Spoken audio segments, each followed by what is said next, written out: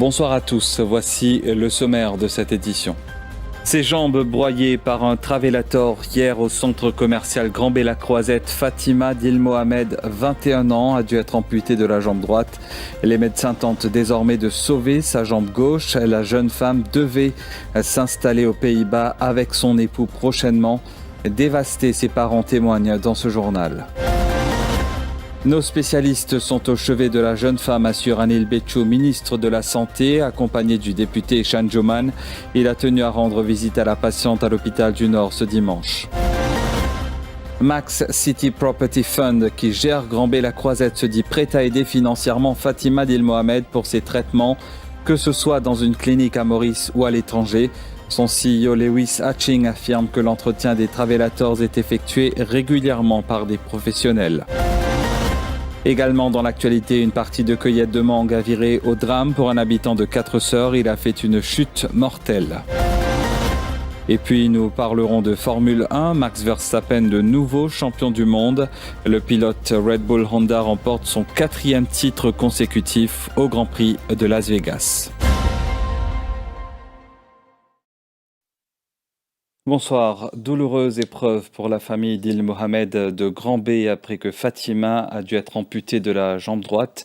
Les pieds de cette jeune femme de 21 ans sont restés coincés dans un travelator hier au centre commercial de Grand Bay-la-Croisette pendant plus de 45 minutes avant que les pompiers ne parviennent à la libérer.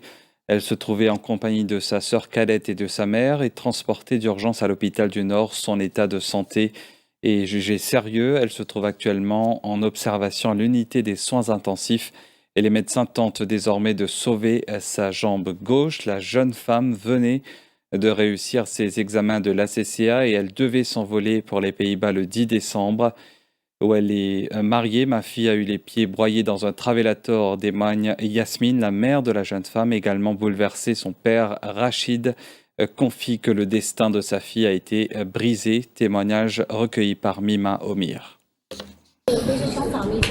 Mo cina mo madame ek mo detfi. La balance téléphone moi, il jama kuma vin vite côté mo grand fille Fatima sur les pieds dans l'hôpital et une plaque. Moto escalateur là, sur les pieds, ça escalateur là, ils ont foncé. Sur des pieds rentendant, bonne witness, mes enfants sur les pieds peut broyer. Il y a 95, mais les mondes ils écroulé. Moi je vais toujours prier pour mon petit. Plaque là est rouillée, il n'y a pas de photo, ils ont foncé là-dedans. Quand le second tu es devant, maman tu es au milieu, tu es derrière moi. Nous tirons l'escalateur, nous arrivons presque à la moitié. Maintenant, nous n'avons pas crié. Les mots guettés, mes enfants peuvent happer par ça, l'escalier là. Moi, avec mon petit fils, une série. Quand on réussit, sur un pied gauche, une sortie. J'ai mon mystère, mon enveloppe, et puis mon petit. Je peux dire, pas chance, bébé, pas chance. Mais tu peux donner de l'eau, là, tu peux donner un petit de jus, donner, parce que je peux commencer à collapse. Mais derrière, elle a perdu connaissance. Ça me prend les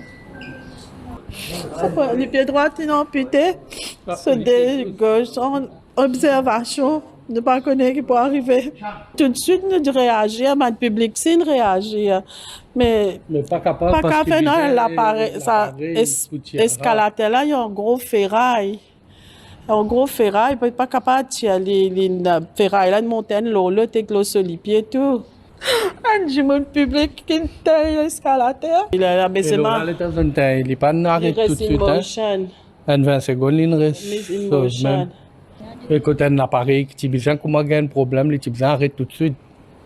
Et moi, tu fais, il y a ce premier ACCA, ce certificat.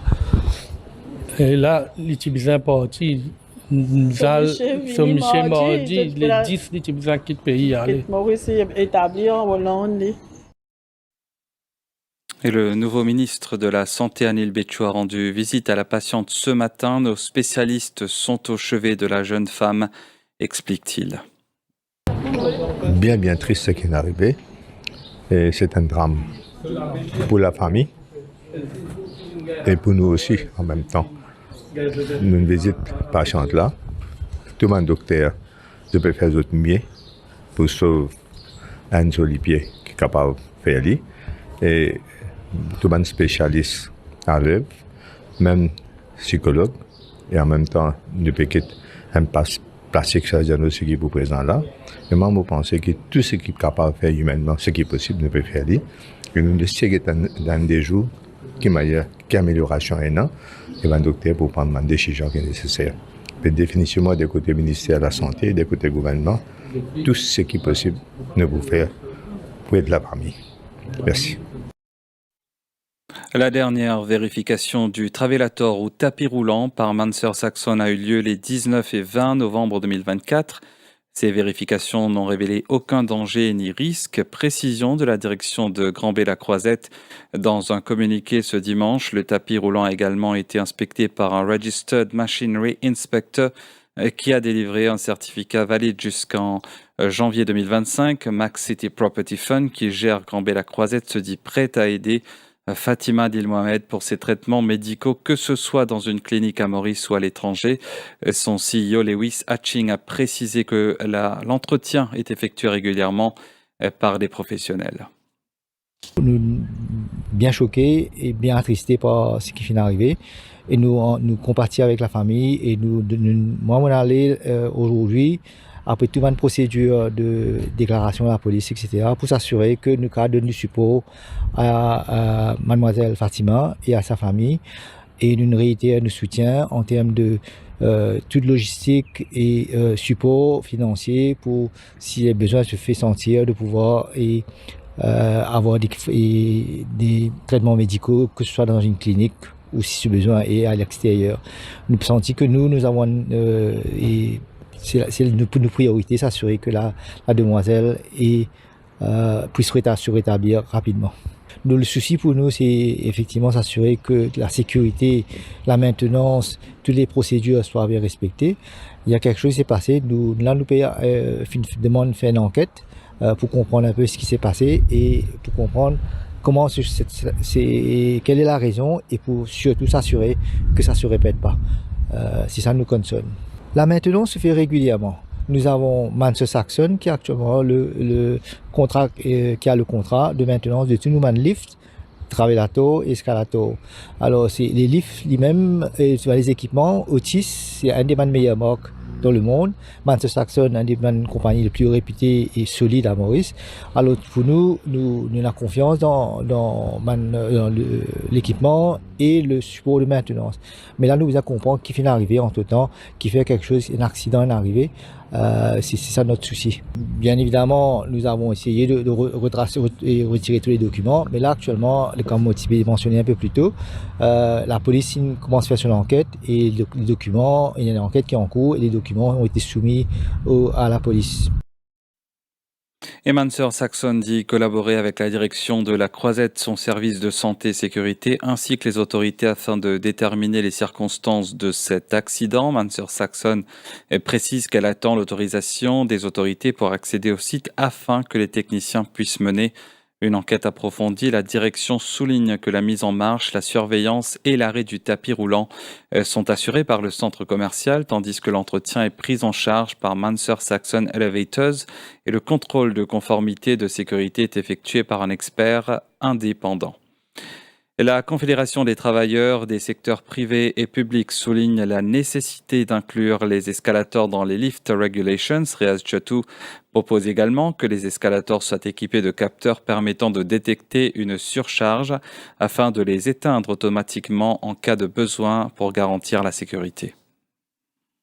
Nous pouvons faire un appel aux autorités qui prennent escalator bien aussi considéré dans le Lift Regulation parce que et dans la loi, il est clair, quand une machine est dans un moving parts, il y a besoin d'un guarding.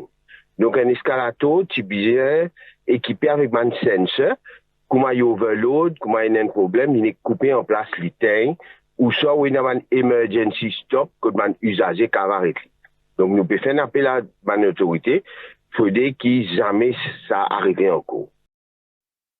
Et autre réaction ce dimanche, celle de l'association Raise Brave Girls. Sa fondatrice souligne qu'il est grand temps que les centres commerciaux et autres bâtiments publics respectent les normes de santé et de sécurité. Priscilla Moty ajoute que l'entretien des machines électroniques en particulier ne doit pas être pris à la légère et souligne que des mesures strictes doivent être mises en place pour prévenir de tels incidents à l'avenir. Au niveau de l'association ABV, nous lancer un appel à tout bon centre commercial qui est à Maurice, ainsi que tout bon bâtiment public qui est là, que les membres du public allaient, qui ont bien respecter tous les normes de health and safety, ainsi que faire tout bon maintenance qui vise dans le bâtiment, surtout concernant les machines électroniques, escalateurs, etc. Et nous bien respecter tout bon la loi qui nous est là dans Maurice par rapport avec health and safety, parce que priorité c'est sécurité des personnes quand je peux visiter ban centre commercial et aussi dans le bâtiment public. Et je vous le disais au sommaire, un homme de 47 ans a fait une chute mortelle à Quatre-Sœurs hier soir. Selon la police, la victime s'était rendue sur place pour cueillir des mangues lorsqu'elle a perdu l'équilibre. Grièvement blessée, elle a été transportée à l'hôpital par la police mais est décédée en route. Une enquête a été ouverte. La suite de ce journal après cette page publicitaire.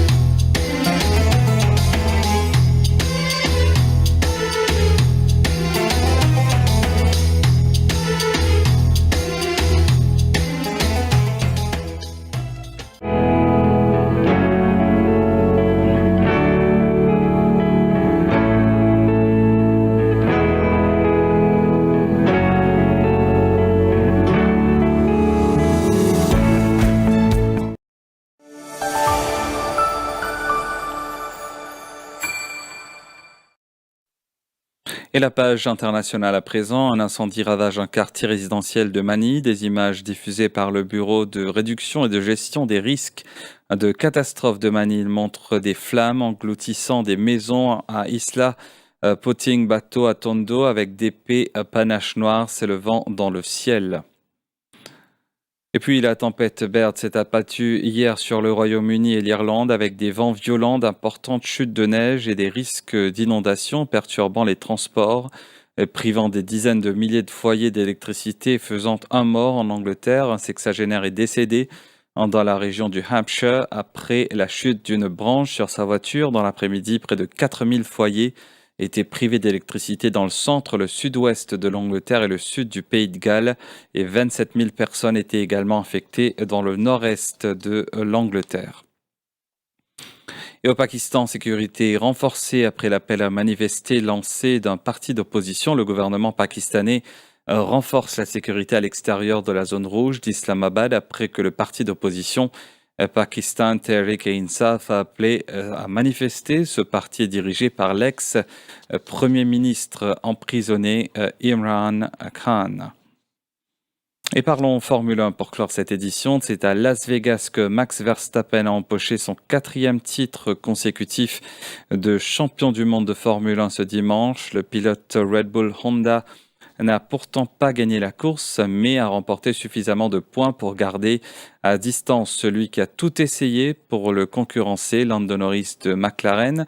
Max a commencé la saison sur les chapeaux de roue en remportant 7 des 10 premiers Grands Prix de la saison, 4e titre consécutif avec Honda. Et contre toute attente, c'est George Russell qui a remporté la course, suivi de celui qui part bientôt chez Ferrari, Lewis Hamilton. Et en 3e position, on retrouve celui qui partira de chez Ferrari à la fin de la saison, Carlos Sainz. Et nous sommes arrivés à la fin de cette édition. Merci de votre fidélité au quotidien. Excellente soirée.